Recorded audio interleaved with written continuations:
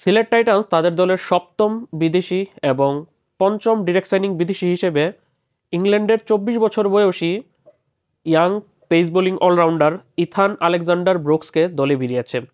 Ethan Alexander Brooks বা short name Ethan Brooks এখন পর্যন্ত তার আন্তর্জাতিক ক্রিকেটে অভিষেক হয়নি, তবে তার ডোমেস্টিকে ভালো পারফরমেন্স রয়েছে। এখন পর্যন্ত 24টা ফার্স্ট ক্লাস, 43টা লিস্টে এবং 28টা টি-20 ম্যাচ খেলেছে এবং 28 ম্যাচের সবগুলো ম্যাচই সে খেলেছে ইংল্যান্ডের যেই টি-20 ব্লাস্ট রয়েছে তাদের ফ্রাঞ্চাইজ টি-20 লিগ।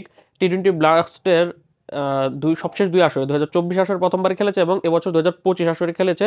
দুই আসরই খেলেছে সে ওরকেস্টারশায়ার দলের হয়ে এবং দুই আসরই দুর্দান্ত পারফর্ম করেছে। এর আগের আসরে 14 ম্যাচ খেলেছে, এই আসরেও 14 ম্যাচ খেলেছে। অর্থাৎ তার যে টি-20 ক্যারিয়ারে যে অর্থাৎ মানে ফ্রাঞ্চাইজ টি-20 ক্যারিয়ারে যে 28টা ম্যাচ রয়েছে সবগুলি ভাইটালিটি ব্লাস্টের পারফরমেন্স। এর মধ্যে থেকে এই 28 ম্যাচ খেলে সে এখন পর্যন্ত 4টাতে নট আউট থেকে 695 রান করেছে, 28 এভারেজ এবং 156 স্ট্রাইক রেটে 3টা 50 দেখা সে পেয়েছে।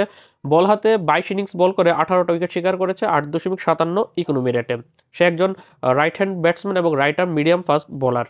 তার যে 28 ম্যাচের এই টি-20 ব্লাস্টের কেরিয়ার, এর মধ্যে 14টা আগের বছর 2024-এর এবছর যে 14টা ম্যাচ খেলেছে এবং দুর্দান্ত পারফর্ম করেছে। গত বছর কোন 50 দেখা সে পায়নি, মোটামুটি ভালো পারফর্ম করেছিল, তবে এবছর দুর্দান্ত করেছে ওরকেস্টারশায়ারের হয়ে।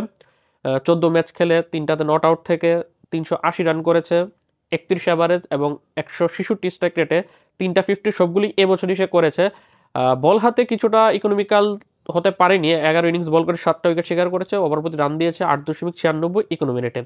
কিন্তু এই ধরনের যে প্লেয়ার স্কাউটিংটা বিপিএল এ হয়ে থাকে, আমরা বিপিএল এ দেখেছি পাকিস্তানি খাজানাফিকে সুযোগ দিতে, আমরা দেখেছি খাজানাফি কিন্তু বিপিএল এ চট্টগ্রাম চ্যালেঞ্জার্স বা চিটাগং কিংসের হয়ে খেলার আগে কিন্তু জাতীয় দলে তার অভিষেক হয়নি বা নিজ দেশের টি-20 কোনো বড় লিগই কখনো ডাক পায়নি। সে বিপিএল এ খেলে কিন্তু তার এখন অনেক বড় উন্নতি হয়েছে। এছাড়া ইংল্যান্ডের উইল জ্যাক্স কিন্তু বিপিএল এ খেলে কিন্তু তার নাম ডাক হয়েছে, এখন সে আইপিএল এ নিয়মিত খেলে, এখন বিপিএল এ সে আসে না।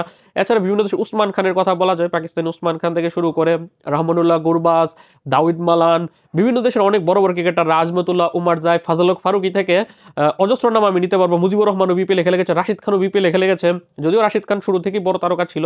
তবে বিশ্বের যত ইয়াং ক্রিকেটাররা আছে এর মধ্যে থেকে বেশিরভাগ ইয়াং ক্রিকেটারদেরকে এক্সপোজার দেওয়ার জন্য কিন্তু বিপিএল এর দলগুলো বেস্ট।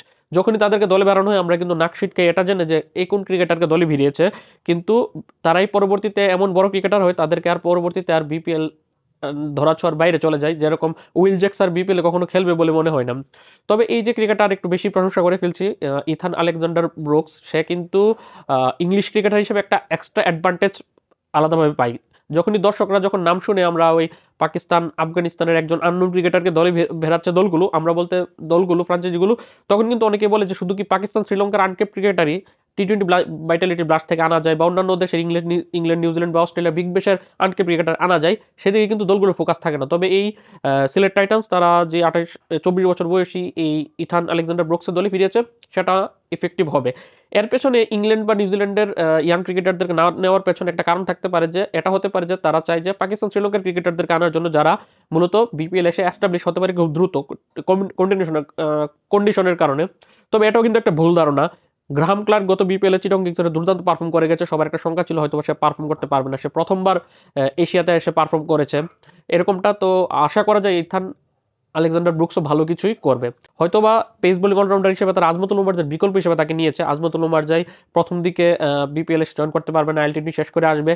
সেক্ষেত্রে আজমতুল উমার যে জায়গাতে ওই জায়গাতে তারা ইথান ব্রুকসকে কিন্তু ট্রাই করাতে পারে, আর যদি সাকসেসফুল হয়ে যায় সেক্ষেত্রে আজমতুল উমার যে আসলেও সে একাদশে টিকে যেতে পারে।